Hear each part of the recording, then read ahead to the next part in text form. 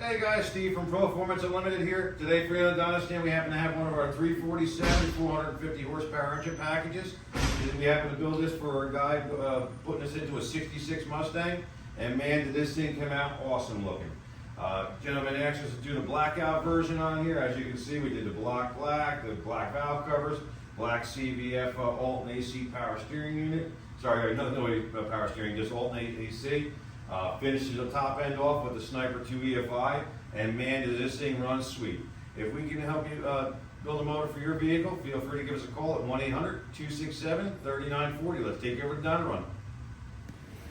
Okay, Jason, I got your 66 Ford Mustang engine on a dyno. Happens to be our 347 with the EFI. Get it fired up, give you a run demo.